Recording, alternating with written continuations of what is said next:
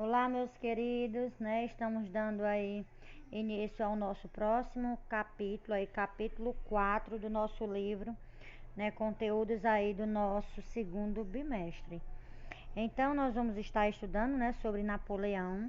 Quem foi Napoleão, né? Como foi que ele chegou ao governo aí de França? Lembrando a vocês que Napoleão, ele não nasceu na aristocracia não, né? Ele não era da nobreza, ele veio da burguesia, era apenas um soldado do exército. Então Napoleão Bonaparte, né, ele governou aí a França entre 1804 a 1814. Lembrando que ele foi um líder político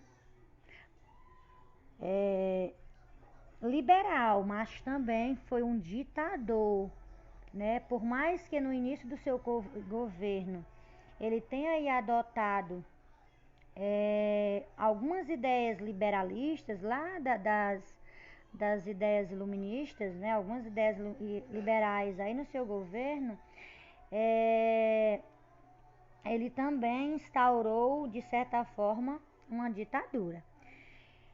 Lembrando que também que no governo da França ele se sobressaiu por ser aquilo que a sociedade francesa tanto almejava, já que a França, né, como outros países aí, sempre foi governado por quem? Sempre foi governado por a elite.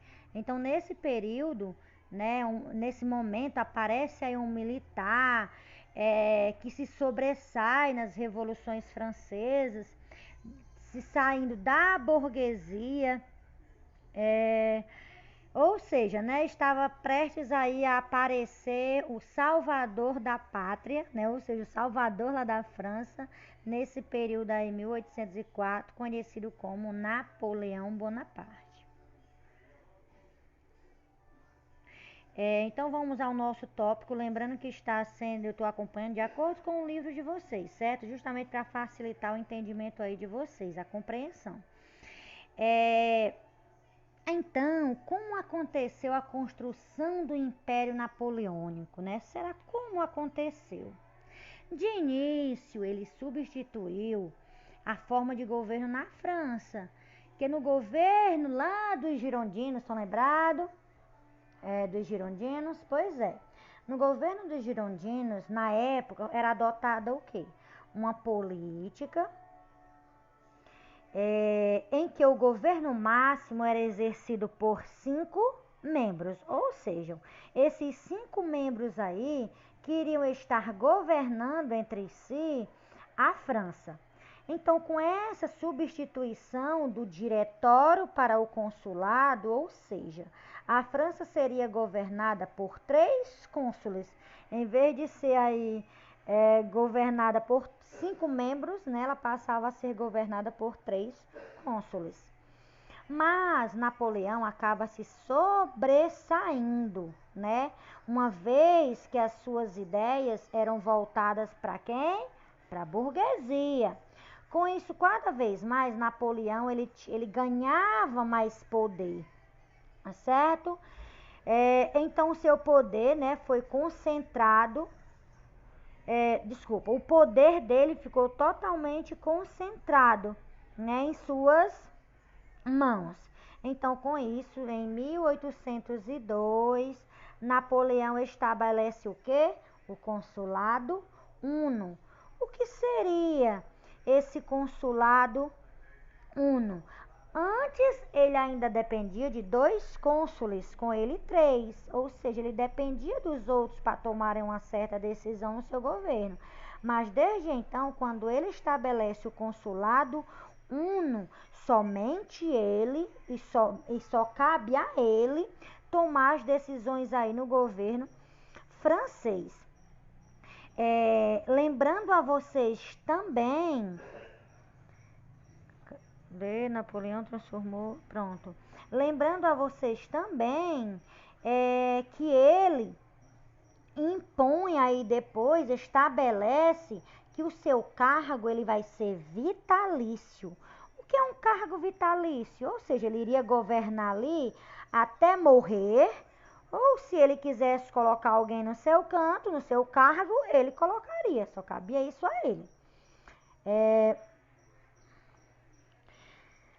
Então, né, à medida que o tempo passava, Napoleão ia conseguindo cada vez aumentar, cada vez a concentrar em suas mãos o poder da França, tornando aí, à medida que o tempo passava,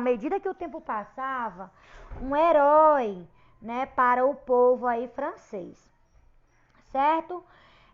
Bonaparte também, desculpa, Napoleão Bonaparte também, nesse período, gente, ele reata laços com a igreja. Então, lembrado que lá na Revolução Francesa, foi um dos pontos abolidos na época, que a separação de poder entre a igreja e o Estado, ou seja, nesse período, Napoleão ele acaba aí retornando essa ligação novamente com a igreja. Então aí, né, a consolidação dos valores liberais, ou seja, quais foram os pontos abordados no governo de Napoleão para ele conseguir aí consolidar o seu governo. Os pontos que consolidaram, né, cada vez mais aí o poder de Napoleão, além de ele se inspirar aí nas ideias iluministas, um desses pontos principais foi o quê? O primeiro deles foi a reforma educacional, né? Pois o mesmo, em seu governo, criou escolas universal, ou seja, né? Ele incentivou aí a educação em geral, certo? No geral. Ele também criou, gente, no seu governo, em 1804, como vocês estão vendo aí, o Código Civil. O que era esse Código Civil, certo? O Código Civil garantia, segundo lá, que agora era lei, lá na França, garantia a igualdade dos cidadãos perante a lei. Mas, lembrando a vocês, que no mesmo momento em que ele transforma alguns valores liberais, na Revolução em leis, ou seja, o povo agora vai ter voz e vez. Ele também acaba impondo aí, de certa forma, uma ditadura. Por quê? Porque ele mesmo, Napoleão, proibia as greves, proibia também a organização dos sindicatos, ele era a favor da escravidão nas suas colônias. Além disso, restaurava a autoridade patriarcal. Como assim? Ou seja, né, o domínio total dos maridos sobre suas esposas, algo que tinha sido abolido também no período revolucionário. Ou seja, ele voltava àquela ideia de submissão total das mulheres, né? Eles viam aí o homem como o centro das atenções, né? As mulheres estavam totalmente submissas a ele. Lembrando também aí embaixo que ele criou o Banco aí da França, certo? Criando aí uma nova moeda nacional, o franco, certo? Incentivou também a industrialização. Isso possibilitou, gente, com o incentivo na industrialização, possibilitou empregar aí milhões de pessoas que antes estavam desempregadas. Isso aconteceu porque ele criou, né, um programa que incentivava a construções de obras públicas, ou seja, pontes, escolas, né, tudo que fosse ligado aí a obras públicas. Então, como ele incentivava essas obras, eles acabavam contratando aí, precisando aí de muitas mãos de obras, certo? Vamos para o próximo. A política militar. Vamos lá, com relação ao plano externo. Napoleão enfrentou, gente, todos os países, né, que antes vinham atacando aí a França. E ele, né, vencia todos eles na batalha por terra aí, a França vencia, certo? Isso era um dos objetivos principais de Napoleão, tornar aí a França uma grande potência mundial. Mas, porém, sua maior rival era quem?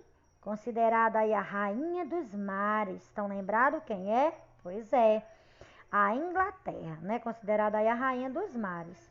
Até então, a mesma nunca tinha sido derrotada por ninguém. Desde quando começou, o governo francês começou a ser governado aí por Napoleão, o mesmo não tinha tido nenhuma derrota, certo? Só, né, que a Inglaterra nunca tinha perdido nenhuma batalha no mar, certo? Então, Napoleão via aí a Inglaterra como uma grande rival. Então, como Napoleão não tinha sucesso em suas tentativas de derrotar a Inglaterra, por mal, o que foi que ele fez? Qual foi o plano que ele bolou? Né? O mesmo quis fazer isso de forma economicamente, ou seja, ele queria deter, né, a, a Inglaterra de forma, né, economicamente. Então, o que foi que ele fez? Ele criou aí, em 1806, o bloqueio continental, né? E qual era o intuito desse bloqueio continental? Ele visava, gente, esse era um objetivo dele, ele visava que com esse bloqueio continental, ele iria estar aí enfraquecendo economicamente a Inglaterra. Então, esse bloqueio continental, ele estabelecia o quê? A proibição de comércio entre os países europeus e a Inglaterra, né? O mesmo dizia o que ele? Que os países que não obedecessem, que não cumprissem, né, com as regras do bloqueio continental, os países que não cumprissem seriam aí, sofreriam com grandes represálias do seu exército, certo? Mas a Portugal, gente, decide aí não cumprir com as ordens de Napoleão, pois a mesma dependia economicamente de quem? Da Inglaterra e não dependia da França. Então, o que foi que aconteceu? O que foi que Napoleão fez? Napoleão mandou invadir Portugal, já que aí o rei de Portugal não cumpriu com as suas exigências aí do plano do bloqueio continental. Então, a corte portuguesa, né, como sofreu aí as represálias em seu país, ela foge para o Brasil, sendo aí escoltada e protegida, né, pelo exército aí inglês. Lembrando que nós vamos ver isso sobre a chegada de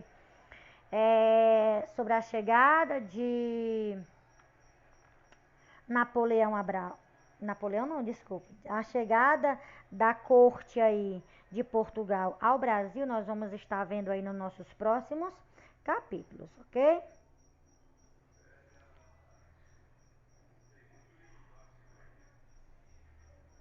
Então vamos lá.